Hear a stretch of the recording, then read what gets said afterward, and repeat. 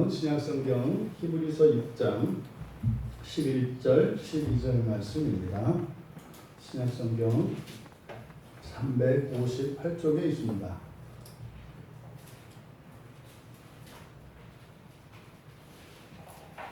히브리서 6장 11절 12절 말씀 우리가 함께 읽겠습니다.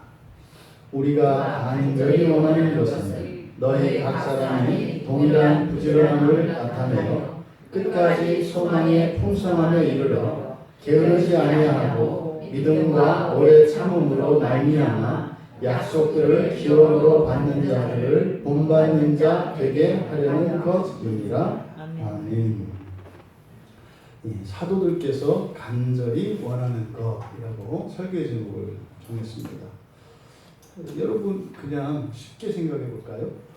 사도들은 예수님의 제자들이거든요. 예수님의 제자들 가운데에서 특별히 예수님으로부터 하나님의 권세를 받은 또 이 땅에서 교회의 기초로 특별히 부르심 받은 사람들을 사도라고 합니다. 그러면 사도들이 간절히 원하는 것, 그 사실 누가 원하는 거겠습니까? 그건 당연히 예수님이 원하시는 거죠. 예수님이 어쩌면 사도들에게 원했던 것이에요. 그것을 처음에 사도들조차 깨닫지 못했습니다. 그리고 훗날 예수님께서 그 사도들을 대신하여 그 사도들이 감당해야 되는 불편과 어려움, 그런 결핍과 그 모든 죄를 심지어는 그들이 받아야 하는 하나님의 진노까지도 예수님이 대신하시고 그리고 성령을 선물로 주셔서 마침내 그들이 예수님께서 그들에게 원하셨던 것이 무엇인지, 예수님의 소원이 무엇인지를 깨닫게 되었습니다. 그리고 난 뒤에 이 사도들은 예수님이 그러하셨던 것처럼 자신들이 간절히 원하는 것을 이제 제자들에게 이야기하고 있습니다. 지금 여기서 우리가 간절히 원한다. 이때 원하다라고 하는 말은 마음을 둔다 뭐 이런 뜻입니다. 여러분들이 뭐 이렇게 쇼핑을 하거나 이렇게 할 때 물건을 고르지 않습니까? 그때 마음이 딱 꽂히잖아요. 이게 바로 여기서 말하는 원하다라는 말이에요. 딱 저거 갖고 싶어, 하고 싶어. 그래서 그대로 번역을 하면은 그런 의미예요. 마음이 놓인다. 그러니까 마음이 앉히는 거예요.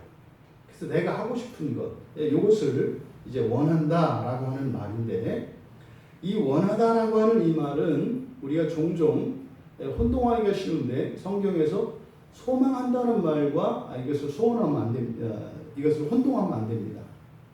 성경에서 소망이라고 하는 말은 이미 확정된 것입니다. 그런데 원하는 것은 불확정한 겁니다. 불확정된 것입니다. 그러니까 될 수도 있고 안 될 수도 있는 것이 원하는 거예요. 그래서 성경에서는 소망하다라는 말과 희망하다라고 하는 말을 다르게 써야 합니다. 소망한다는 것은 반드시 그렇게 되는 것, 이미 정해진 것입니다. 그런데 희망하는 것은 되기를 바라는 것입니다. 그래서 이것을 혼동하시면 안 돼요. 근데 지금 여기서 사도가 우리가 간절히 소망한다 이렇게 하지 않고 원한다 이렇게 말씀하는 것은, 그러니까 여기에는 어떤 의미가 내포되어 있어요? 될 수도 있고 안 될 수도 있다는 뜻이에요. 그러니까요, 힘내야 한다 이 말이죠. 힘내야 한다. 포기하면 안 된다. 왜요? 안 될 수도 있기 때문에. 그러면 여기서 지금 사도께서 우리가 원한다, 이것은 사실 각자에게 달려있는 것인데, 나는 너희들이 이렇게 되기를 바란다. 그건 뭡니까? 너희들에게 가장 좋은 것이다. 뭐 이런 뜻이겠죠. 그렇다면 사도들이 원하는 것, 그것이 무엇이냐? 이것은 11절 중간쯤에 끝에 부지런함을 나타내어 이렇게 되어 있는데, 나타내기를 원하는 겁니다. 사도들이 원하는 것은 나타내기를 원하는 거예요. 그런데 여기서 나타내다라고 하는 이 마음, 이 말, 이 나타내다라고 하는 말은 입증하다, 증명하다라는 뜻이에요. 우리는 너희 각 사람이 이렇게 이러한 것들을 나타내기를 바란다. 입증하기를 바란다. 이런 뜻이에요. 그렇다면 무엇을 입증하느냐, 무엇을 나타내느냐, 그것을 지금 두 가지로 우리가 나누어서 생각해야 되는데, 우리말에서는 이 두 가지 뜻이 그냥 이제 같이 합쳐져 있어서 정확하게 구별되어 있지 않습니다만, 분명히 두 개의 목적어를 사용해서 나타내기 때문에 두 가지를 구별을 해야 합니다. 그러면 무엇을 나타내느냐, 무엇을 입증하느냐? 첫째는 동일함입니다. 동일함을 나타내기를 원한다. 이렇게 돼 있어요. 이때 그렇다면 이 동일함이라고 하는 것은 뒤에 있는 이제 부지런함과 연결이 되어 있기도 한데, 첫째 동일하다라고 하는 것은 단 한 사람도 빠짐없이 모두 다 그렇게 되기를 원한다는 것입니다. 여러분, 모두 다 함께 똑같이, 그러니까 모두 다 함께 똑같이, 이것은 교회의 중요한 특성이고 중요한 교회의 공동체 원리입니다. 이게 이제 잘못 이렇게 그 국가 체제 속으로 들어가서 이제 공산주의라고 하는 이런 경제 체제를 만들어 버렸죠. 뭐 이제 북한 같은 나라가 대표적인데, 외부적 대외적으로는 공산주의 경제 체제를 표방을 합니다. 그래서 원래 공산주의가 추구하는 바는 이념은 뭐예요? 똑같이 먹고 똑같이 사는 거예요. 근데 우리는 똑같지 않은 거 압니다. 이제 30도 안 된 김정은이가 몇 달 만에 그냥 띠룩띠룩 살찌는 걸 봤어요. 이 북한의 대다수 인민들은 그냥 얼추 뼈밖에 안 남는데, 나이도 어린 것이 그 얼마 만에 그냥 뭐 어마어마한 거구가 되는 걸 봤어요. 똑같이 안 먹었어요. 그럴 수가 없어요. 그러니까 얼마나 이 세상이 성경에 있는 이런 개념들을 가지고 이 세상에 사람들을 속이기 위한 그 도구나 수단으로 삼는지 몰라요. 얼마나 많이 그런 일이 일어나는지 몰라요. 그래서 공산주의라고 하는 말은 성경에서 교회 공동체의 중요한 원리를 나타내는 말입니다. 근데 그것은 어디에서만 가능해요? 교회에서만 가능한 거예요. 교회에서도 사실 이게 가능해요? 거의 불가능하잖아요. 이게 교회에서도 안 되는 걸 어떻게 이런 그 나라에서 그 한다고 말도 안 되는 소리죠. 사실은 이 공산주의가 완전히 실현되는 것은 주님께서 이 땅에 오셔서 주님의 나라를 이루실 때 각자의 분량에서 모자라지도 않고 넘치지도 않도록 공평하게 이루어집니다. 그러니까 공산주의라고 해서 예를 들어서 뭐 용돈을 주는데 5살짜리나 15살짜리나 25살짜리에게 똑같은 돈을 주는 것을 공산주의라고 하지 않아요. 성경에서는. 각자의 분량에 맞춰서 같은 만족을 주는 것을 공평하다, 동일하다 얘기하지, 그냥 양쪽으로 동일한 것을 말하지 않는다. 이게 이제 이스라엘의 광야 생활에서 만나를 내릴 때 만나를 먹는 원리예요. 만나를 가져다가 같이 공동체적으로 먹는다고요. 그랬을 때 어떻게 해요? 장정은 장정대로, 어린아이는 어린아이대로 먹어요. 그런데 딱 맞아 떨어지는 거죠.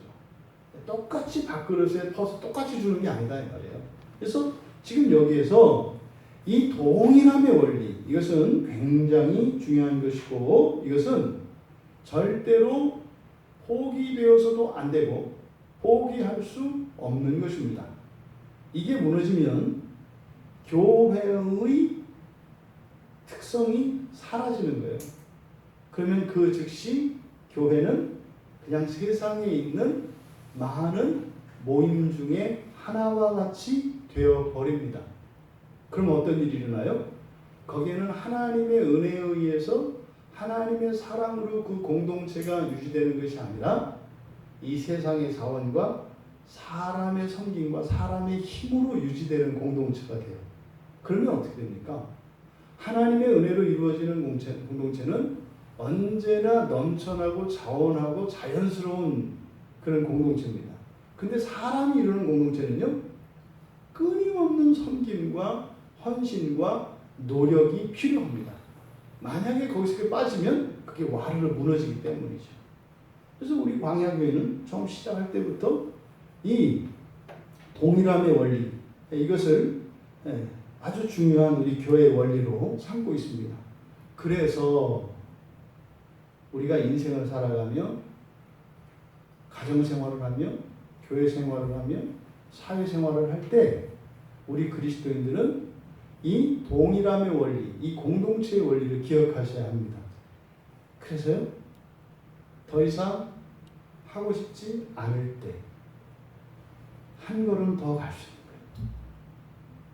이게 공동체의 원리이기 때문에 그렇습니다. 그리고요, 더 많은 것을 차지하고 싶을 때 한 발 뒤로 양보해서 내가 양보하고 그리고 희생하고 헌신하는 거예요.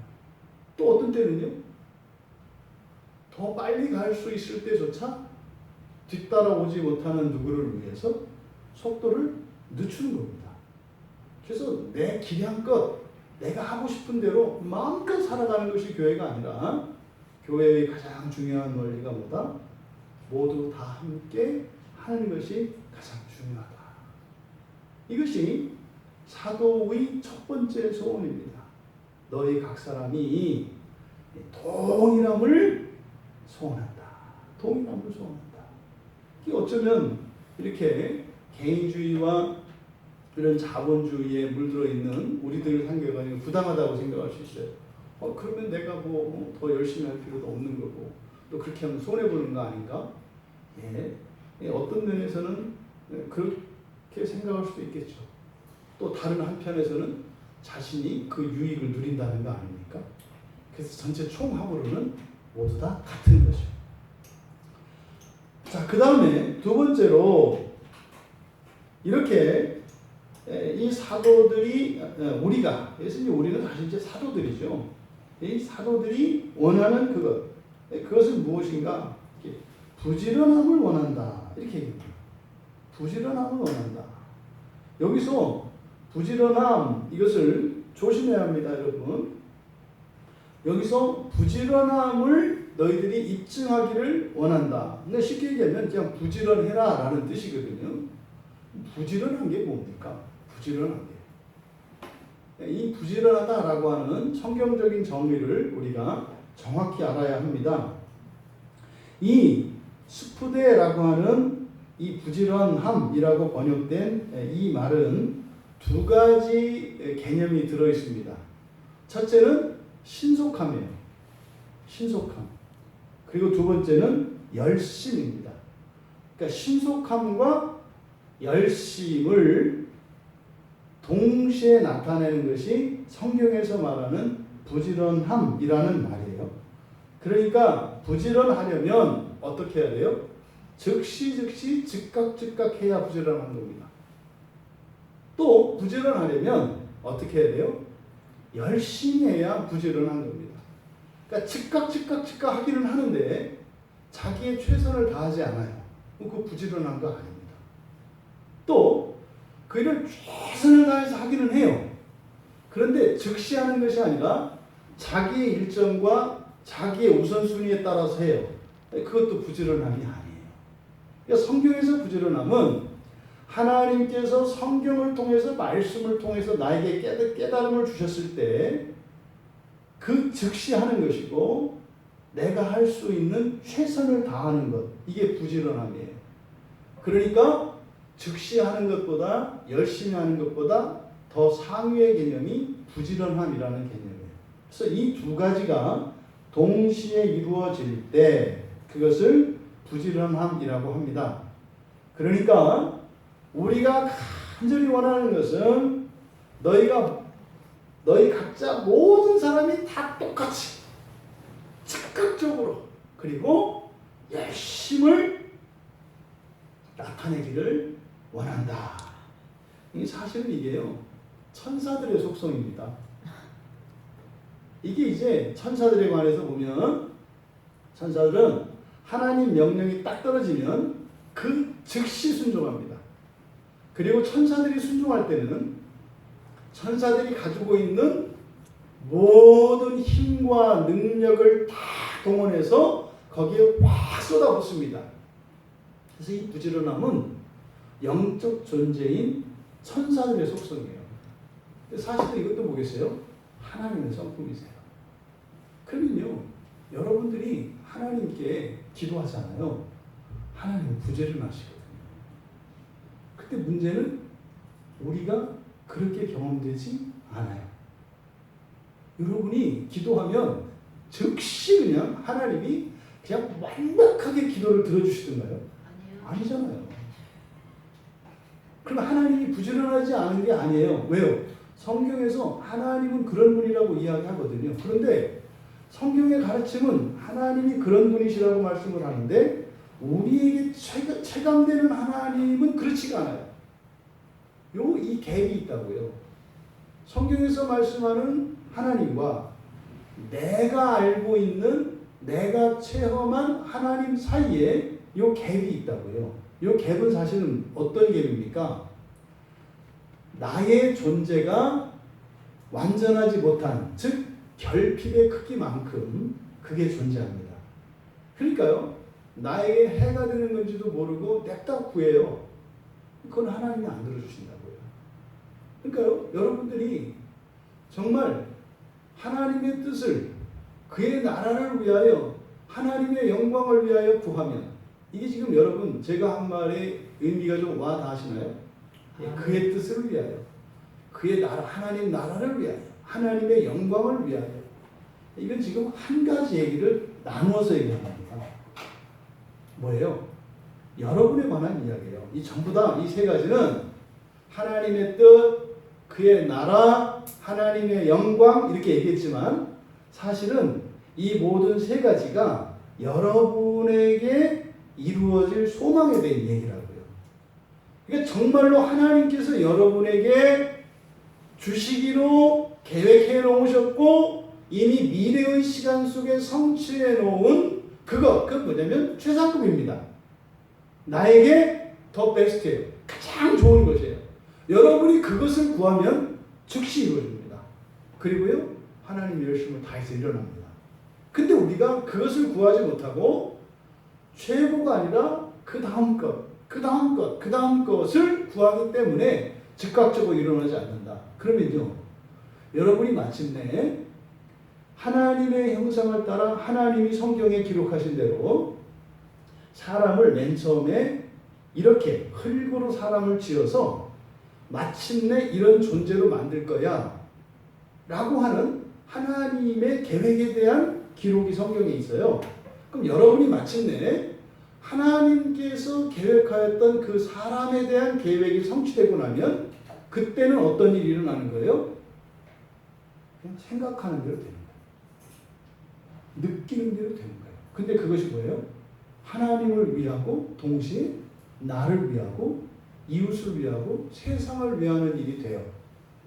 이게 여러분들에게 약속된 하나님 나라에서의 삶입니다. 이게 사실은 우리가 신앙생활하고 금요일 저녁으로 여러분들이 나오셔서 따로 다른 분들은 하지 않는 그런 특별한 열심을 내는 이유가 사실은 궁극적으로 거기에 있다 이 말이죠. 그렇다면 여러분 여기서 이렇게 모든 사람이 다 똑같이 이렇게 부지런함을 나타내기를 원한다. 입증하기를 원한다. 도대체 무슨 이야기를, 도대체 무엇 때문에 모든 사람이 똑같이 그렇게 부지런함을 나타내기를 원할까? 이제 그 뒤에 있는 이야기입니다. 바로 끝까지 소망의 풍성함에 이르러 라고 되어 있습니다. 여기 이르러 라고 번역된 이 단어는 프로스라고 하는 헬라어 전치사를 번역한 거거든요. 어디를 향하여입니다. 프로스라는 말. 그것을 향하여 어디까지 그러니까 위하여 이런 의미를 가지는 거예요. 그러니까 끝까지 소망의 풍성함에 다다를 때까지 뭐 이런 뜻이죠. 그러니까 그 목표에 이룰 때까지 어떻게 해요?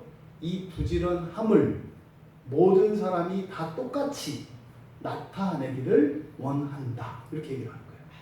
그럼 여기서 끝까지라고 하는 말은 그 끝은 목표거든요. 결승점이거든요.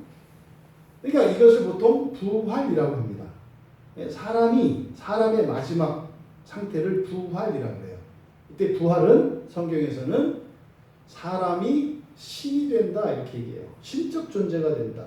천사와 동등이다. 이렇게 성경은 이야기를 해요. 그러니까 흙으로 지음을 받아서 흙으로 돌아가는 게 사람인데 흙으로 지음을 받은 사람이 영원히 불멸한 존재가 되는 것, 이것을 부활이라고 해요.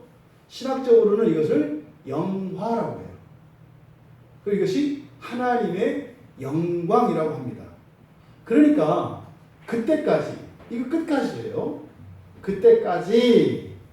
그때까지 이 부지런함이 모든 사람에게 계속적으로 나타나기를 원한다. 이렇게 말씀을 하는 겁니다.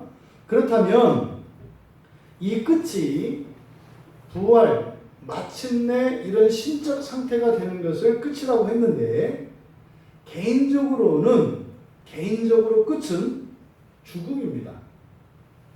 사람은 그렇게 살아서 부활을 보는 사람도 있을 것이고 죽고 난 뒤에 낙원에서 주님과 함께 머물다가 주님이 이 세상에 재림하시는 날 부활을 보는 사람도 있을 것이다 라고 이야기를 해요.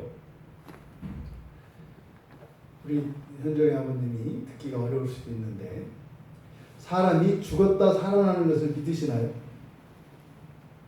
완전히 죽은 사람. 네, 완전히 죽은 사람. 제가 개인적인 간증을 하자면 제가 교회에 와서 저는 예수 안 믿는 사람이었어요. 근데 교회에 와서 참 믿기 쉬웠던 게 있어요. 그게 죽은 사람이 살아나는 이야기였습니다. 왜 죽은 사람이 살아나는 것을 제가 믿기가 쉬웠냐면 우리 외가 쪽으로 먼 친척에서 왜 증조 할머니 뻘 되시는 분이 돌아가신 지 사흘 만에 살아나신 일이 있었어요. 저 어렸을 때. 그때 장면을 지금도 기억하거든요. 염을 다 했습니다. 염을 다 해서 옛날이니까 옛날에 장례를 집에서 치르잖아요. 염 어떻게 하는지 아시잖아요. 네. 이 삼배로 그냥 양쪽에서 막 당겨가지고 키가 줄어들거든요. 염하면. 키도 줄어들고 몸집도 줄어듭니다. 얼마나 세게 당기는지. 그렇게 해서 관에다 넣는다고요. 이게 입관이거든요. 그러니까 하루 24시간 지나고 나서 24시간 지나는 이유는 옛날에도 종종 사람들이 죽었다 살아나는 일들이 있었어요. 그걸 보통 가사 상태라고 하죠. 의학적으로는 설명이 안 되지만 종종 그런 일이 일어나게 돼요. 그래서 24시간 지난 뒤에 염을 하는 것은 완전히 죽은 것을 이제 선언하는 거거든요. 그리고 나서 이틀 있다가요, 관뚜껑이 열렸어요. 이 세마포가 이게 터졌어요. 이렇게 터졌어요.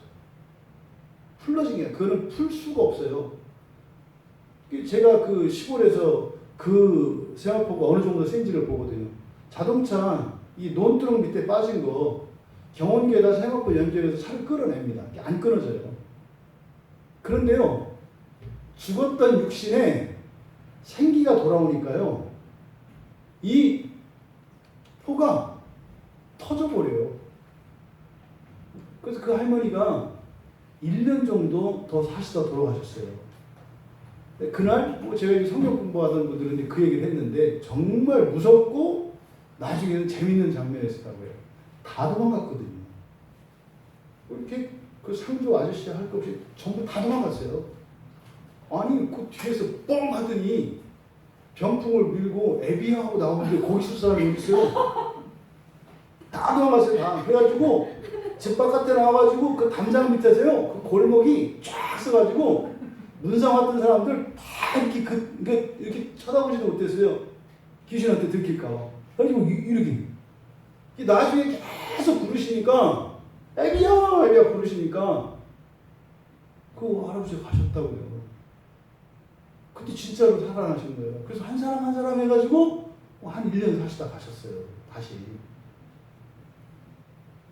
전 죽었다 살아나는 거를 그래서 이미 경험을 했기 때문에 어렵지 않아요. 저는 그거 보고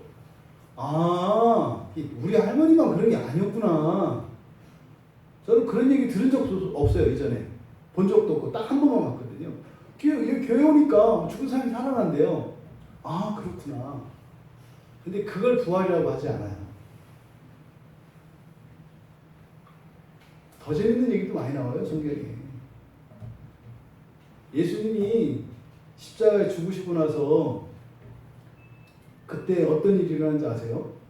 예루살렘 바깥에 있는 공동묘지에 죽어서 장례 치는 사람도 있었거든요. 이 사람들이 돌아왔어요. 예루살렘으로.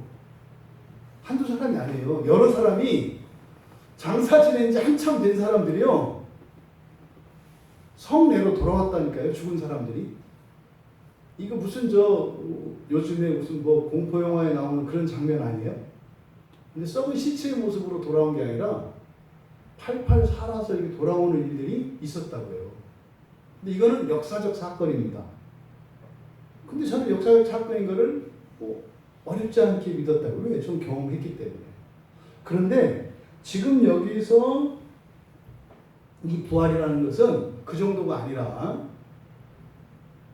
성경에도 예수님이 나사로라고 하는 사람을 살렸다고요. 무덤에 가서. 나사로야 하니까 죽었던 나사로가 나와요. 근데 나사로는 나중에 다시 죽거든요.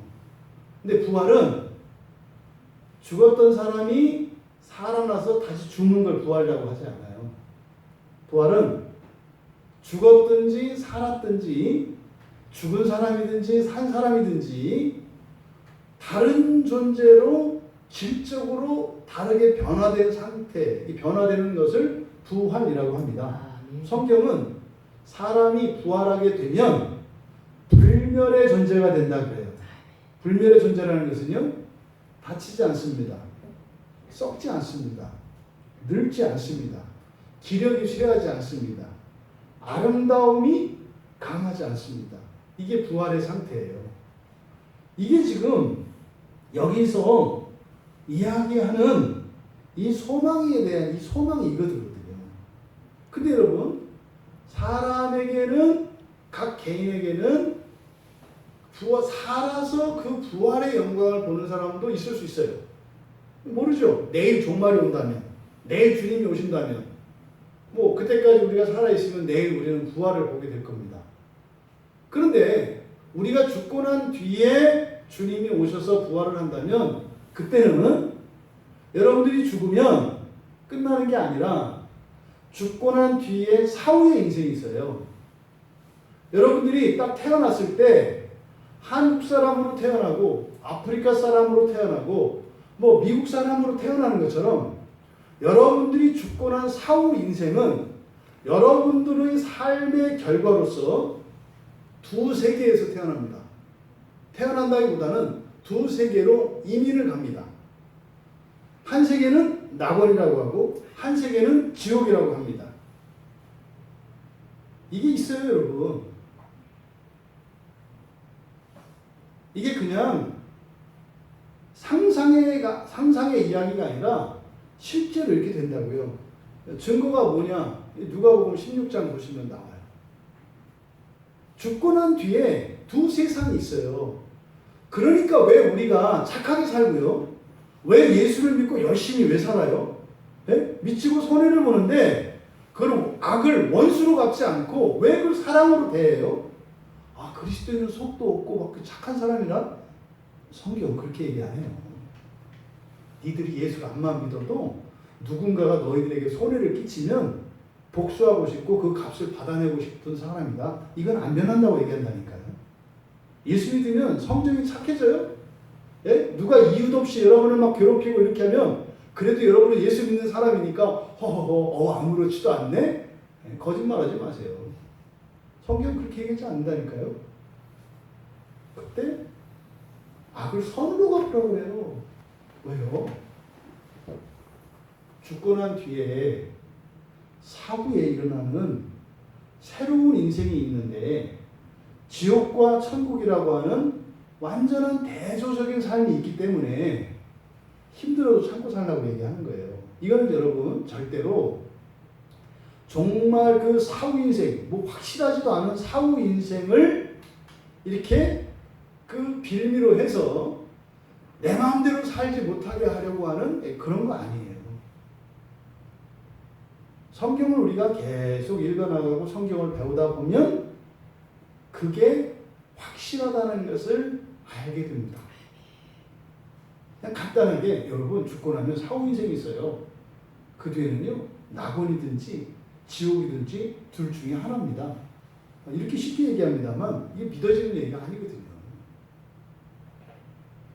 근데 여러분들이 남아프리카 공화국에 가본 적이 없다고? 남아프리카 공화국 없습니까? 그런 생각이 얼마나 웃기는 생각이에요. 여러분들이 뭐 이렇게 태양계 안에 있는 저 끝에 있는 명왕성이 있는지 없는지도 모르는데 있었다고 했다가 또 지금 없어졌다면서요. 타서 없어졌다네요 지금은. 있었는지도 모르고 있다 없어졌는지도 몰라요. 근데 여러분 있다고 믿잖아요. 가본 적도 없잖아요. 여러분들이 실제로 경험해서 여러분들이 확신하고 있는 지식들 그게 과연 여러분들이 실질적으로 다 경험하고 확인해서 알고 있는 거예요? 아니거든요. 믿어서 아는 거예요. 믿어서 아는 거예요. 성경에서만 믿음을 이야기하지 않습니다. 근데요, 우리들은 보통 성경을 이야기하고 기독교를 이야기하면 기독교는 무조건 믿으라 그래. 여러분 인생이 믿는 인생이었어요. 현종아, 엄마가 네 엄마보다 어떻게 알아? 이게 참 아직까지 드러나지 않은 가족의 비사를 얘기하는 걸 수도 있어. 엄마, 너 입양해가지고 아니라는 증거 있냐? 이거 너 완전 아들인 거 알잖아, 그치? 근데 그걸 이제 목사님 같은 식으로 얘기하면 참 답답한 얘기잖아. 근데 그거를 내가 봤어요. 뭐 이렇게 얘기할 수 없잖아. 근데 알잖아, 그치? 알잖아. 그거 아니라는 거 알잖아. 왜? 엄마, 아버지는 자기들보다 날 더 생각해. 나는 내 생각이 먼저인데, 왜? 그러니까, 그러니까 뭐, 내 엄마 맞네. 뭐, 이게 알잖아, 그냥 감으로. 이게 뭐야? 이게 믿음이라고. 대부분 다 우리들이 견고하게 가지고 있는 지식은요, 이성에 의해서 하는 것이 아니라 믿음에 의해서 하는 지식이에요. 여러분, 이 건물이 지금 부실공사인지 아닌지 어떻게 알아요? 네? 가끔 부실공사가 막 무너지는 집들 있잖아요. 그 사람들은 이렇게 무너질 집인 줄 알고 가요? 믿고 갔잖아요, 믿고. 여기 염려 안 하셔도 돼요. 안 쳐다보셔도 돼요. 근데 여러분, 실제로 여러분들이 길 가고 이렇게 할 때마다 불안해 하냐고요. 그거 병이라고 그러잖아요. 노이로제라고 하잖아요. 근데 그 생각 안 하잖아요. 네? 아니, 심지어 그 끔찍한 사고, 네? 세월호 사건 있잖아요. 그게 거기 가서 그렇게 될지 어떻게 알았어요? 다 믿었다니까요. 그러니까 뭐요? 잘못된 믿음이었던 거죠. 우리는 믿음을 따라 살아가요. 여러분, 성경을 보고 이렇게 설교를 듣거나 이럴 때 여러분들이 경험하지 못했고 여러분들이 이해할 수 없는 얘기를 한다고 해서 아니야 이러지 마세요. 되게 무식한 태도예요. 굉장히 어리석은 태도예요. 뭐 마치 그런 거잖아요. 아니, 중학교 졸업한 녀석이 고등학교 들어가서 학교 수업하는데 수학 선생님이 막 공부를 가르쳐요. 도대체 알 수 없는 얘기를 하는 거예요. 아니야. 저런 게 어딨어. 뭐 대도 않는 소리하고. 이런 태도로 인생을 살아간다고 생각해 보세요. 발전이 없죠. 회사에서 종종 그런 일 있잖아요. 그러니까 엉덩이에 뿔난 신입사원도 있어요. 그냥 지가 세상 똑똑해가지고 와가지고 그 고참들이나 선배들 이렇게 얘기를 하면 다 틀죠. 선배님 그건 아니고 이거 아닌가요? 저거 아닌가요? 살아보면 선배들이 말이 맞다는 걸 알게 되잖아요. 신앙에 대한 태도도 여러분들이 겸손한 태도를 임하셔야 돼요. 아니 천지를 창조하신 분이라는데 우리가 그분을 이해할 수 있겠습니까? 내가 이해할 수 있는 하나님이라면요 저는 안 믿어요. 아니 그 정도면은 별거 아니잖아요. 내가 이해할 정도면 나도 별거 아닌데 내가 이해할 정도가 하나님이야. 뭘 믿어요? 가히 상상 이상의 초월적인 분이기 때문에 우리가 믿는 거죠. 여러분, 개인의 정말 이 죽음 너머에 두 가지의 새로운 인생이 있다는 사실을 잊지 마세요. 그래서요, 하루하루를 부지런함으로 사셔야 해요. 부지런함으로. 그냥 이 세상에서도 부지런히 살아야 된다는 얘기 하잖아요. 세상에서 왜 부지런하라 그래요? 잘 먹고 잘 살고 노후에 좀 편히 살라고. 왜? 부지런하면 새도 아침에 일찍 일어나면 먹이를 먹는다면서요. 이 부지런하면 잘 된다는 거 알아요. 근데 성경에서는 그런 얘기 할 필요 없죠. 그 뭐 이 세상에서 다 얘기하는데 그 얘기를 뭐하러 해요, 성경에서. 성경에서 말하는 부지런함은 뭐예요? 죽고 난 뒤에 있는 사후 인생에 대한 부지런함을 이야기하는 겁니다. 이것이 여기서 말하는 소망이에요. 여러분 사는 날 동안 이 자리에 있는 우리 모두가, 아니 이 세상에 있는 모든 분들이 그 동일함으로 그 부지런함을 따라 살아갈 수 있기를 바랍니다. 그래서 나이 들고 나서 인생을 후회하는 사람들이 있거든요. 내가 이럴 줄 알았으면 젊었을 때, 어렸을 때 조금 더 공부 열심히 하고 좀 더 성실히 살 걸. 고생하는 이거 후회하는 사람들 많습니다. 죽고 난 뒤에 그 후회가 있다는 거예요. 죽고 난 뒤에도. 살아서 후회는 또 인생 반전, 또 로또 대박 이런 것도 있을 수 있어. 그런데 죽고 난 뒤에 그게 없어요. 여러분, 사후 인생을 위하여 부지런함을 나타낼 수 있는 여러분들 다 되시기 바랍니다.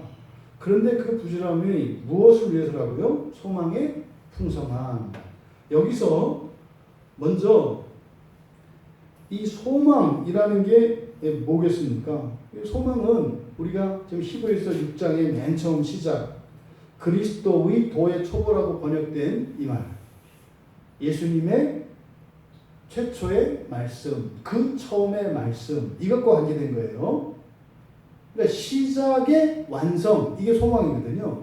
그럼 예수님께서 맨 처음 하신 말씀이 뭐예요? 천국이라고요. 천국.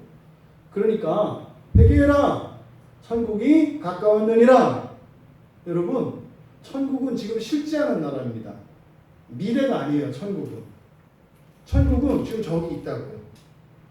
지금 지리적으로 떨어져 있는 이 지구에 있는 다른 공간에 있는 것과 같이 또 우주에 많은 별들이 있지 않습니까? 그런 것처럼 우주 너머에 실제하는 나라를 천국이라고 해요.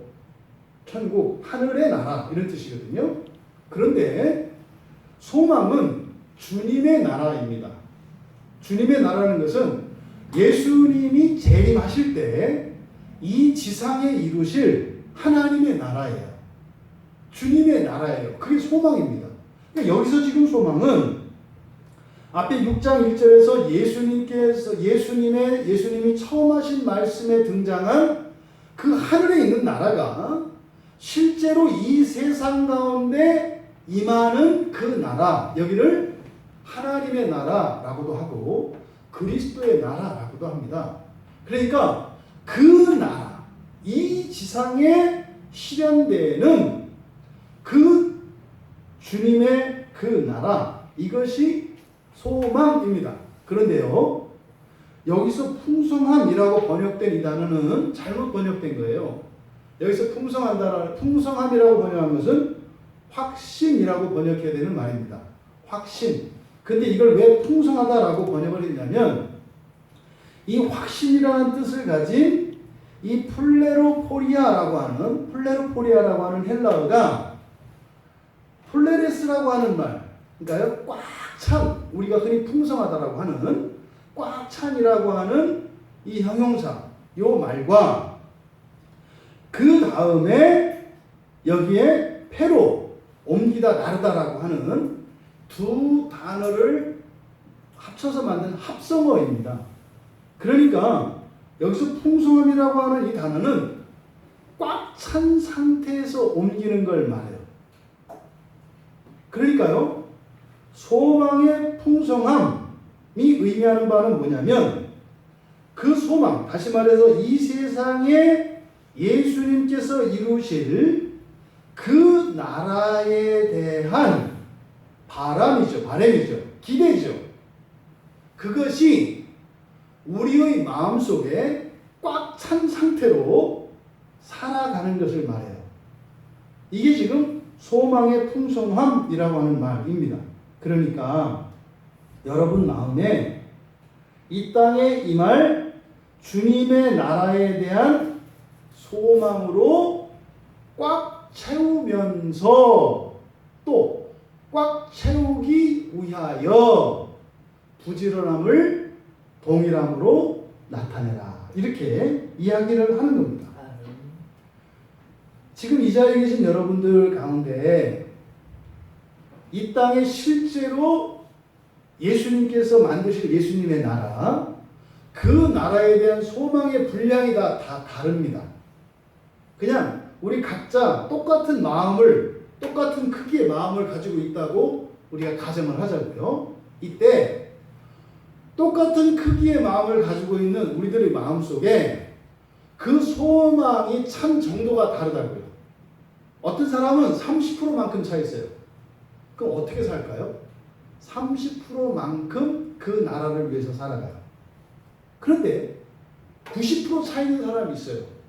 그러면 그 사람은 자신의 90%를 그 나라를 위해서 살아갈 거다 이 말이에요. 이게 그냥 딱 비유하기 좋은 게 학생들이에요. 학생들. 왜 어떤 애는 공부를 열심히 하고 어떤 애는 공부를 덜 열심히 해요? 소망의 차이라고 얘기를 하는 거예요. 소망의 차이. 시험 끝나고 좋은 성적을 받았을 때 누리는 그 기쁨, 그 유익, 이것에 대한 기대값이 현재 그 학생이 공부에 임하는 자세를 결정한다고요. 똑같아요. 무엇을 해도. 여기 헬스장 가도 마찬가지예요. 3개월 후에 자기가 그린 자기 몸에 대한 그림이 다 달라요. 나는 여전히 둥글둥글 할 것이다 하는 사람과 나는 그냥 아름다운 건강미를 드러낼 것이다 하는 다른 그림을 가지고 있는 사람들은 헬스장에서 운동을 하는 걸 봐도 다르고 헬스장에 출석하는 출석 숫자를 봐도 달라요. 그러니까 뭐예요? 소망이 우리의 삶을 결정합니다. 그래서 지금 사도는 뭐라고 얘기하는 거예요? 그 소망은 다 가질 수 없는 거예요, 원래. 그런데 예수를 믿는 순간 그 소망, 주님의 나라에 대한 소망이 생기기 시작해요. 여러분, 주님 나라에 대한 소망이 뭘까요? 그냥 여러분들이 지금 우리가 사는 세상으로 얘기하면 여러분들이 국회의원도 할 수 있고 도지사도 할 수 있고 대통령도 될 수 있다는 거예요. 우리 말로 하면 이게 뭐예요? 소망이에요, 소망. 근데 그거는요, 여러분이 사는 거에 따라서 다르다는 거예요. 근데 이 풍성한 그 소망에 대한 기대는 원래 없어요. 그런 거 없는 거예요. 우리는요, 그저 사는 동안 잘 사는 게 우리 인생의 목표라고요, 원래. 근데 사실은요, 그것도 없는 사람들이 더 많아요. 이 세상에서 더 잘 살겠다, 이 고민 안 하는 사람들이 고민을 하는 사람보다 훨씬 많습니다. 대부분은 대충 삽니다, 그냥. 근데요, 그나마 이 세상을 살아가는데도 더 나은 삶을 살고자 하는 사람들, 그 사람들도 이 세상에서 그 열매를 맛본다고요. 그러니까 장차 사후에도 그런 일이 일어난다. 그런데 어떻다? 이 세상에도 인생에 대한 대책도 없고 계획도 없이 살아가는 사람이 있는 반면 그것을 반대로 그 계획을 가지고 부지런함으로 살아가는 사람도 있다는 거죠. 그 차이가 있잖아요. 그러면 원래 사후에 일어날 예수님의 그 나라에 대한 소망은 없는데 예수를 믿는 순간 그걸 알게 되고 그 소망이 생기기 시작해요. 근데 이게 어디까지 차야 된다? 완전히 꽉 찰 때까지. 우리의 마음에 꽉 찰 때까지. 그러면 어떻게 살까요? 예수님처럼 사는 거예요. 예수님처럼 사는 거를 여러분 두려워하지 마시고 예수님이 그렇게 사신 데는 이유가 있다는 거예요. 애들이 왜 놀지 않고 공부하는지 이유가 있다는 거예요. 왜 사람들이 그렇게 돈을 흥청망청 쓰지 않고 100원짜리 1000원짜리 하나 아끼면서 저축하는 이유가 있다는 거예요. 이게 지금 소망의 풍성함이라고 하는 이 말이 의미하는 바입니다. 여러분 꽉 찰 때까지 부지런함을 나타내시기 바랍니다. 그런데요 우리가 절대로 채울 수 없어요. 이게 달라요. 우리가 이 인생을 살아갈 때는 자기 인생 자기가 책임져야 돼요. 근데 사후의 인생, 다시 말해 지옥이 아닌 낙원을 준비하기 위해서 부지런함으로 살아야 하는데 우리의 부지런함으로 이것을 가득 채울 수는 절대 없어요. 채워봐야 거의 바닥이에요. 근데 왜 그렇게 부지런함으로 살아야 하느냐? 부지런함으로 살아온 사람은 그 사람이 죽는 순간 예수님께서 나머지 분량을 채워주신다. 이거를 은혜라고 해요. 근데 은혜는요, 자기의 바램과 열심과 성실함과 상관이 없는 게 아니에요. 여러분들이 만약에 예수를 믿고 교회를 다니는데 건성건성 세상 사람들 봐도 못할 정도로 살아요. 그런 사람이 죽고 나면 예수님이 꽉 채워주실 거다? 꿈 깨세요. 그런 일 없어요. 여러분이 살아서 설렁설렁한 거 지옥 가서 열심히 하셔야 돼요. 이게 성경의 경고라니까요. 절대 그런 거 없어요. 그 나라에 가는 것은요 하나님의 은혜로 가요. 근데 은혜는 그냥 사람이면 다 주는 거 아니에요. 교회 다니면 다 주는 거 아니에요. 정말 그 나라를 소원하고 그 나라를 소원하는지 어떻게 나타내야 한다? 부지런함으로 나타내야 한다는 거예요. 언제까지? 끝까지. 여러분이 죽을 때까지. 또 뭐 죽기 전에 예수님이 오신다면 그때까지. 그렇게 살아가기를 원한다. 여기서 우리가 이 말도 많고 탈도 많고 오해도 많은 이 구원의 확신에 대해서 정리하고 넘어가야 돼요. 확신이라는 말은 구원에 대한 확신이라는 말은 없어요, 성경에.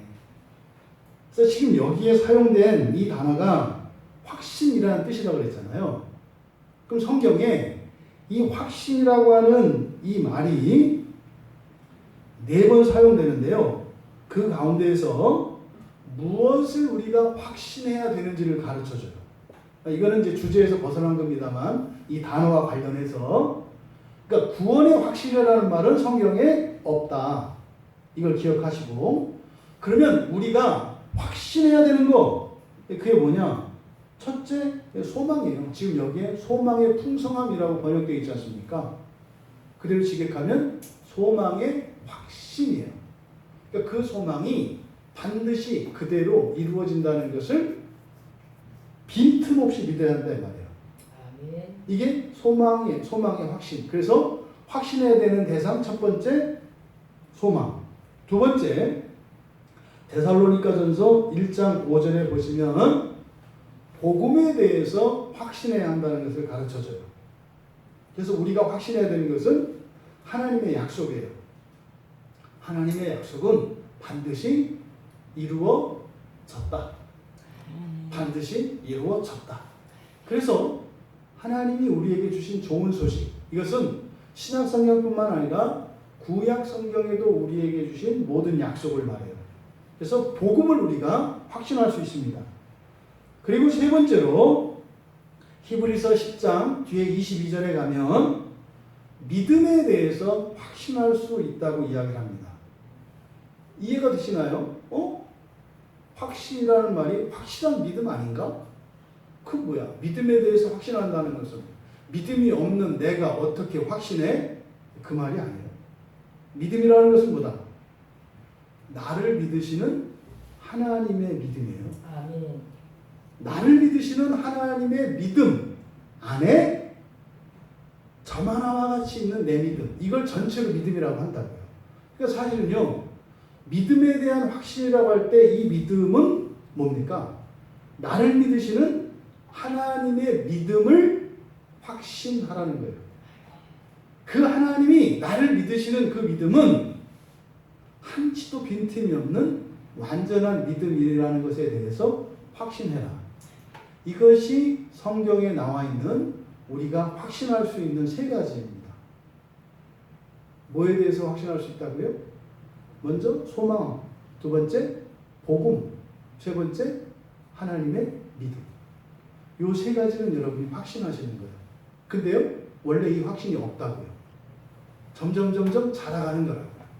이 세 가지 확신을 가지고 여러분들이 살아갈 수 있게 되기를 바랍니다. 12절에서 이렇게 우리가 간절히 원하는 이유에 대해서 12절에서 말합니다. 우리는 너희들이 동일함을 나타내기를 원한다. 너희들이 부지런함을 나타내기를 원한다. 이렇게 얘기를 했어요. 왜냐하면 이렇게 했어요. 왜냐하면 그러니까 왜 우리가 그것을 원하냐면 말이지. 그러니까 너희들이 그 소망이 꽉 찰 때까지 그렇게 부지런함을 모든 사람이 나타내기를 소원하는 이유가 뭐냐면 하고 12절에서 말하는 거예요. 우리말 성경은 게으르지 않고 믿음과 오래 참음으로 말미암아 이렇게 돼 있어서 이게 도덕적인 교훈처럼 되어 있습니다. 게으르지 말라는 말이. 그래서 게으르지 않고, 근데 이 게으르다고 하는 말은 뒤에 본받는 자와 연결시키셔야 돼요.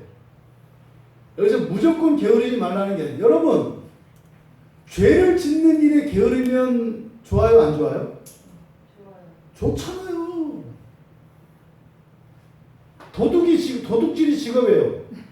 그 사람에게 게으름은 선이에요.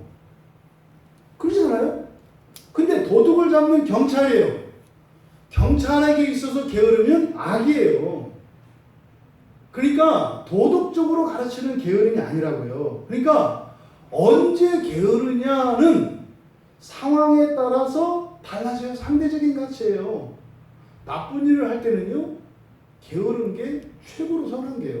나쁜 일을 하는 사람에게는. 선한 일을 하는 사람에게는 게으른 게 나쁜 거죠.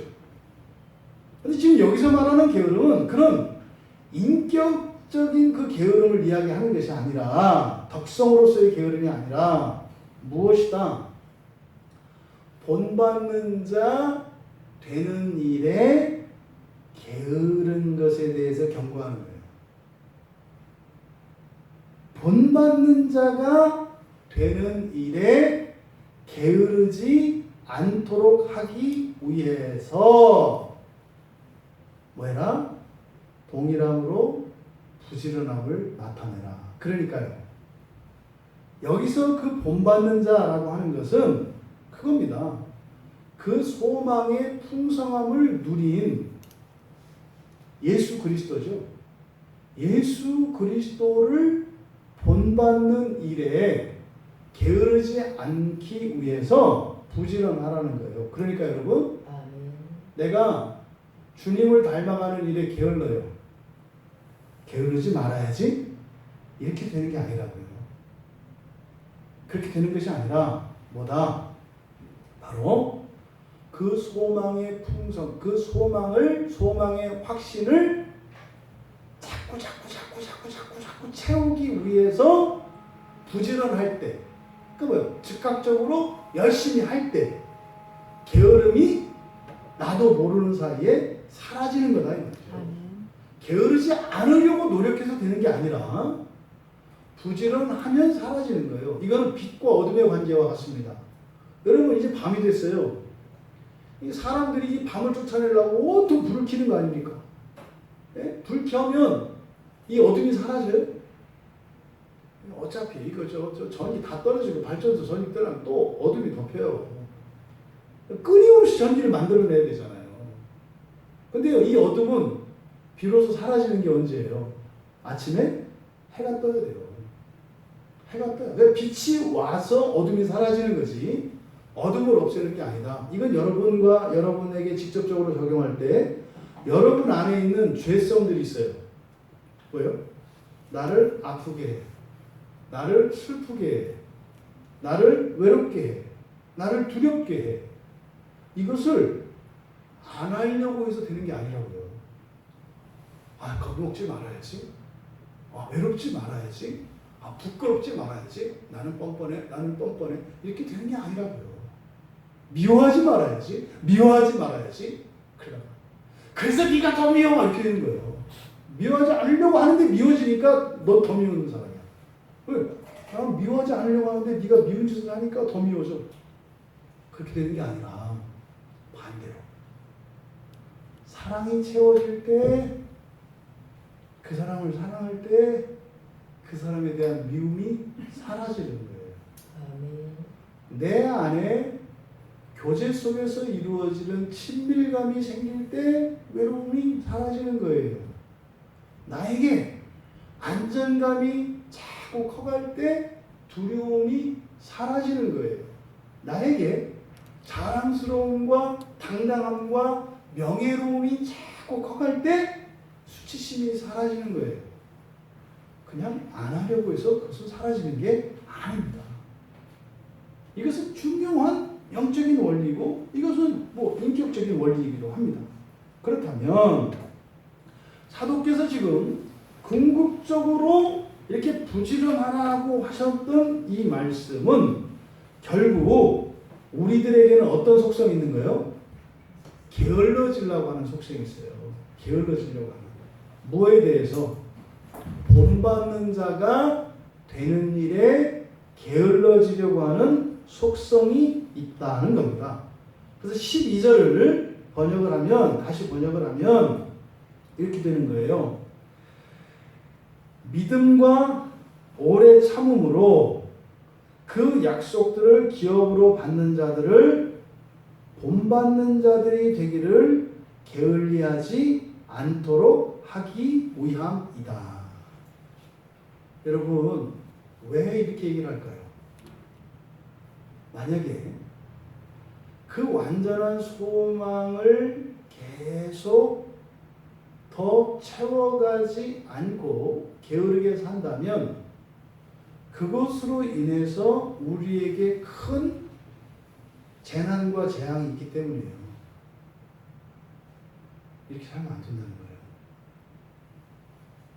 여러분들이 예수를 잘 믿고 신앙생활을 잘해야 되는 이유가 그것의 유익이 훨씬 크기 때문이라는 거예요. 이 얘기를 하려고 하는 거거든요. 근데 왜 이 얘기를 해요? 구약의 유대인들은 실패했다니까요. 이걸 어렸다니까요. 그렇게 소망의 확신을 가득 채울 때까지 살아가기를 중도 포기했다니까요. 그래서 나라를 잃어버렸다니까요. 여러분, 우리에겐 더합니다. 지금 이 편지가 쓰여지고 난 뒤에 2000년의 시간이 흘렀어요. 2000년 동안 수많은 교회들이 이 세상에 세워졌습니다. 심지어 유럽은 거의 기독교 국가들이었습니다. 로마가 기독교를 공인하고 전 세계를 기독교화했어요. 그래서 교황이 전 세계를 지배했지 않습니까? 근데 문제는 이들이 주님 나라의 그 소망의 확신을 위하여 부지런하는 것이 아니라 썩어질 이 세상의 정욕을 위하여 부지런함을 나타냈다고요. 그러니까요, 멸망했어요. 여러분, 그 나라를 받을 사람들, 그 사람들은요, 바로 본받는 사람들입니다. 여기서 본받는다라고 하는 이 미메테스라고 하는 말은 그냥 따라하는 거예요. 흉내내는 거예요. 아직 우리는 그 나라를 누릴 수 있는 완전한 존재가 아니에요. 단지 따라하는 거예요. 사도들이 했던 것을 따라하는 거예요. 예수님이 하셨던 것을 따라하는 거예요. 따라하는 거예요. 근데 이렇게 따라하는 사람들은 어떻게 하신다? 주님이 따라하는 자가 아니라 본성적으로 그런 사람이, 그런 존재가 되게 하신다는 겁니다. 여러분, 아까 부지런하다라고 하는 말은 두 가지 개념이라고 했어요. 즉시, 그 다음에 열심. 이 두 가지라고 했잖아요. 요거에 반대되는 개념이 이 게으르다라고 하는 말인데, 이 게으르다라고 하는 말은요, 두 가지입니다. 즉시 하지 않는 거죠. 그러니까 뭐겠어요? 늦추는 거예요. 미루는 거예요. 그 다음에요, 열심을 다하지 않는 거예요. 그러니까 게으른 거는요, 안 하거나, 예? 안 하는 것을 게으르다고 하지 않아요. 안 하는 거는 그건 완전히 불수조한 거고, 그건 악한 거고요. 게으르다고 하는 것은 하기는 하는데, 늦춰서 하는 거예요. 그리고요, 최선을 다해서 하지 않는 거예요. 이게 게으른 거예요. 아니, 여러분들 초등학교 1학년 때 전부 다 올백 맞으셨어요? 다는 아니잖아요. 근데 지금 여러분들이 초등학교 1학년 시험 보면 다 올백 맞으시거든요. 그 차이가 뭐예요? 그때 100점 맞은 애들은 그때 그 즉시 맞았고, 우리는 늦춰서 100점을 맞는 거예요. 이게 게으른 거라니까요. 이게 게으른 거예요. 절대로 여러분 게으르다고 하는 것을 오해하시면 안 돼요. 시간적으로 늦추고 지연하고 끄는 것이고, 그리고 태도에 있어서 최선을 다하지 않는 것이 게으른 것이다. 그런데 어떻다? 본받는 일에는 게으른 것이 우리의 속성이에요. 그래서 구약의 유대인들이 다 넘어졌고, 2000년 교회의 역사 속에서 중세 천년 교회가 넘어졌던 것이 바로 이 게으름입니다. 하긴 해요. 근데 늦춰서 한다고요. 그리고요, 반쯤만 한다고요. 그럼요, 늦추는 시간에 자기가 하고 싶은 거를 해요. 이게 게으름입니다. 그래서 게으름 속에는 섞여요. 하나님의 뜻과 사람의 뜻이 섞이는 겁니다. 이게 게으른 거예요. 여러분, 신자들은 본받는 자들입니다. 본받는 자들입니다. 그런데 부지런함으로 해야 합니다. 게으름으로 하면 망한다는 사실이에요. 지금 히브리서 기자가 이 이야기를 하려고 지금 5장 끝에서부터 지금 이 이야기를 계속 하는 겁니다. 왜요? 다 게으르거든요. 뭐에? 본받는 일에. 다른 것에는 부지런합니다. 그런데 그리스도를 본받는 일에는 게으릅니다. 우선순위가 후순위예요. 힘을 다 쓰지 않아요. 이것이 우리들의 속성이라는 것을 가르쳐 줍니다. 여러분, 우리는 그럼 무엇을 흉내내야 하는가? 무엇을 본받아야 하는가? 지금 우리말 성경에는 그렇게 되어 있어요. 약속들을 기업으로 받는 자들을 본받는 자 되기를. 그래서 조금 이거는 이제 좀 이해하기 쉽도록 이렇게 이제 번역을 했고, 저도 이게 이제 사역을 할 때 본받는 자들이 되기를 게을리하지 않도록 이렇게 이제 번역을 했습니다만, 실제로 성경에서는 여러분들을 본받는 자들이라고 해요. 여기서 본받는 자들은 여러분이세요. 그리스도인들은 본받는 자들이에요. 여러분들이에요.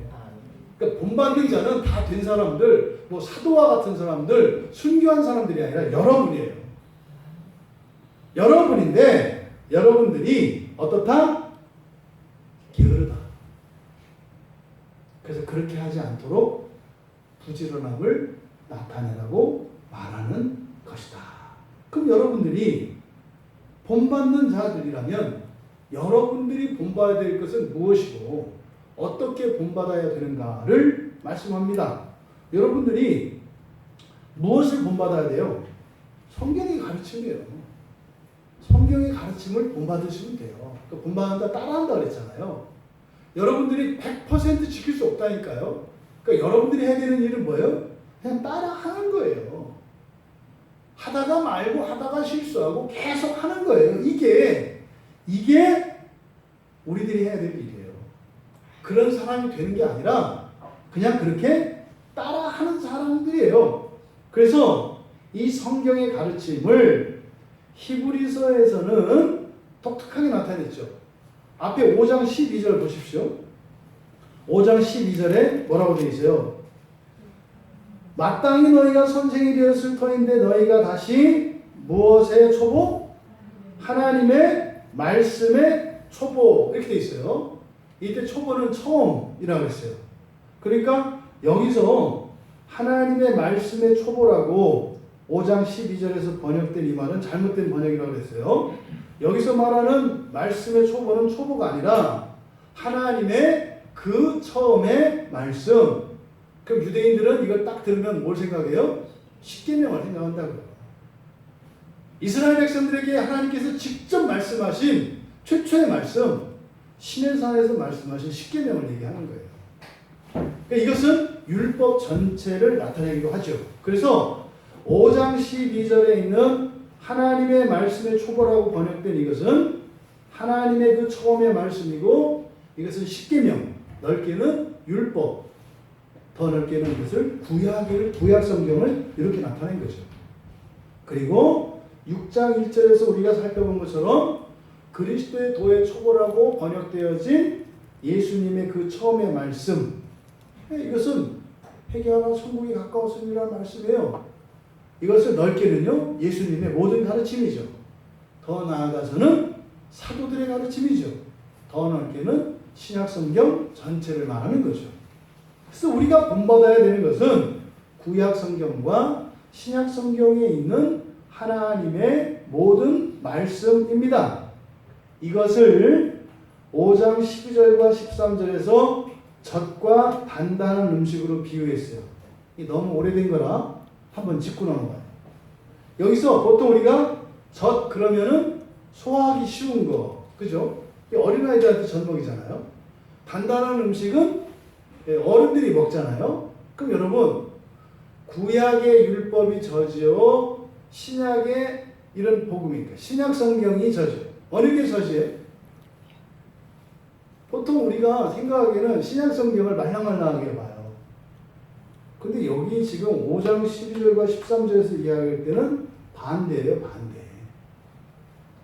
처음 먹는 음식, 이게 젖은 그냥 유아기들이 이게 아니라 처음 먹는 하나님의 음식이에요. 처음 먹는 하나님의 말씀은 구약이에요, 신약이에요? 구약이잖아요. 그래서 히브리서 5장 12절과 13절에 나오는 단단한 음식과 젖에 대한 비유를 곡해하시면 안 된다. 서기관의 의의가 높아요? 그리스도인의 의의가 높아요? 그리스도인의 의의가 높잖아요. 그럼 누가 단단한 음식을 먹어요? 그리스도인이 먹는 거예요. 신약 성경의 말씀이 어려워요? 구약 성경의 말씀이 어려워요? 신약 성경의 말씀이 어려운 거예요. 이거를 우리 방식으로 이해하니까 곡해하는 거죠. 여기서 여러분 어쨌든 그래서 구약과 신약을 우리가 이렇게 한번 생각해보고 이렇게 정의할 수 있을 것 같아요. 믿음과 오래 참음의 뿌리로 구약의 열매를 맺는 신약의 나무. 그냥 나중에 생각해보세요. 깊이 생각해보시면 의미 있다 이렇게 생각하실 거예요. 어쨌든 우리가 무엇을 본받는다? 성경을 본받는다. 이것을 지금 히브리서 기자는 하나님의 처음의 말씀, 그리스도의 처음의 말씀이라고 이야기를 했다. 자, 그렇다면 여러분 어떻게 본받는가? 믿음과 오래 참음으로 말미암아. 그러니까 믿음과 오래 참음으로 본받습니다. 그러니까요, 이건 적극적인 교훈이에요. 적극적인 교훈. 믿음과 오래 참음으로 말미암는다. 그럼 여러분, 믿음으로라고 하는 말은 여러분의 판단이나 여러분의 경험, 여러분이 생각하는 어떤 한정적인 조건, 이런 것들이 아니라 이렇게 본받는 그 근거가 뭐라는 거예요? 믿음이라는 거예요. 믿음할 때는 누구의 믿음? 하나님의 믿음. 나의 믿음을 못 믿어요, 여러분. 여러분 자신의 믿음을 믿었다가는 맨날 헷갈립니다. 내가 믿나 안 믿나 끊임없이 헷갈리게 돼 있어요. 여기서 말하는 믿음은 확신할 수 있는 하나님의 믿음을 말하는 거예요. 그 다음 오래 참음으로 본받는다. 여기서 오래 참다라고 하는 말은 마크로스가 영어의 long입니다. 그러니까 긴, 오랜 이런 뜻이에요. 그 다음에 오래 참으면서 그 다음 띠모스라고 하는 말이 합쳐진 거예요. 띠모스는 열정이라는 거예요. 열정. 또 이게 화라는 의미도 있어요. 화. 안에 있는 감정을 폭발시키는 이게 열정이거든요. 이게 정열적인 이게 띠모스예요. 그러니까 긴, 오랜, 또 이런 열정, 정열, 화 이게 합성어예요. 그러니까 오래 참음이라는 것은 뭡니까? 안에서 막 터져나오려고 하는 것을 뭐 하는 거예요? 오랫동안 붙들고 있는 거예요. 화가 막 나려고 하는데 그 화를 이렇게 붙들고 있는 거. 요것을 오래 참음이라고 합니다. 근데 이것은 부정적인 개념만 있는 게 아니에요. 여러분 열정이 화만 있는 게 아니라 좋은 것도 있죠. 뭔가를 막 일하고 싶을 때 있잖아요. 뭔가를 하고 싶을 때 있잖아요. 이것도 열정이거든요. 이것도 참는 거. 이게 오래 참음이에요. 오래 참음은 부정적인 것만 오래 참는 것이 아니라 우리가 생각하기에 긍정적인 것도 참는 거예요. 이 두 가지가 다 포함되어 있습니다. 이 과정에서 뭔가를 하고 싶고 하지 않으면 안 되는 그런 순간에 그걸 참고 있을 때 압력밥솥 속에서 익어가는 쌀과 같이 우리의 본성이 익어가요. 이 화가, 이 열이 안에서 우리의 본성을 바꿔요. 이게 본성의 변화를 일으키는 겁니다. 그래서 본받는 일은 믿음과 오래 참음으로 해야 한다. 얘기는 우리가 할 수 있는 게 아니라는 거예요. 우리가 할 수 있는 게 아니라는 거예요. 또 그렇게 함으로써 우리의 본성의 변화가 일어나기 때문입니다. 그래서요, 여러분, 이렇게 하는 일은 다 중도 포기해요. 성경대로 예수 믿으려고 하지 않아요, 사람들. 내 방식대로 예수를 믿으려고 한다고요. 그래서 예수님이 그 길을 가는 사람들은 극히 적다. 많이 안 가요. 내 방식대로 그저 이 세상의 정욕을 위해서 이 믿음의 길을 가려고 하지 그 나라의 완전한 소망을 위하여 가려고 하지 않는다. 그래서요, 이 말씀을 하시는 이유는 포기하지 않도록, 중단하지 않도록 우리에게 지혜를 주시려고 하는 것입니다. 여러분, 그냥 단순하게 말하자면, 예수님이 진짜로 이 세상에 오신다더라. 근데 그때 오면 세계의 질서가 재편된다더라. 그때 그 나라에 참여하는 사람들을 본받는 자들, 기업을 받은 자들, 약속을 받는 자들이라고 하는데 거기에 참여하기 위해서는 믿음으로, 오래 참음으로 본받으면서 가는 거라고 하더라. 그러니까요, 그냥 믿고 끝까지 가라는 말씀이에요. 이거는 어떻게 여러분들에게 제가 확신을 시킬 수 있겠습니까? 제 할 일이 아닙니다. 여러분들이 스스로 판단하신 일이에요. 여러분, 그 약속, 소망의 확신으로 주님의 나라입니다. 그 나라를 기업으로 받으신 여러분들은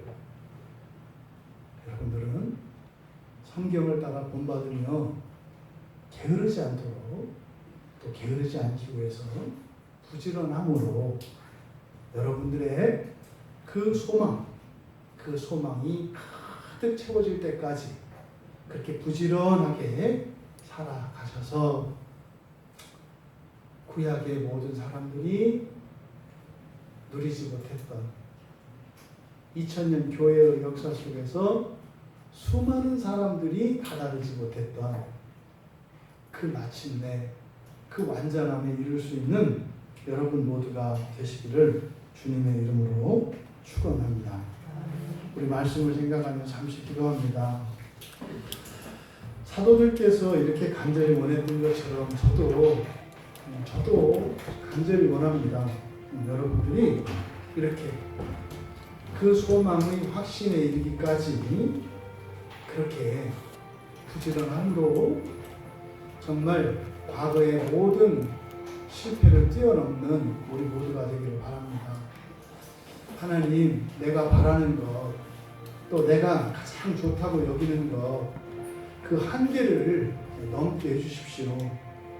새로운 지평을 열어주십시오. 그래서 지금껏 살아왔던 최고의 인생, 그것을 넘는 하나님의 약속을 위하여 살아가게 해주십시오. 그 일을 위해서 사실상 우리가 살면서 이런저런 어려움도 겪고 불편도 겪고 하는 것입니다. 현실에 있는 문제들을 통해서 하나님은 그 기회로 삼아 우리의 한계를 넘기를 바라세요. 하나님, 나의 한계를 넘기를 원합니다. 우리의 한계를 넘기 원합니다. 결코 쉽지 않다는 것을 잊지 않겠습니다. 게으를 수밖에 없다는 것을 인정하고 게으르지 않기 위하여 부지런함을 나타내며 살기를 원합니다. 힘을 주십시오. 은혜를 주십시오. 우리 같이 기도합니다.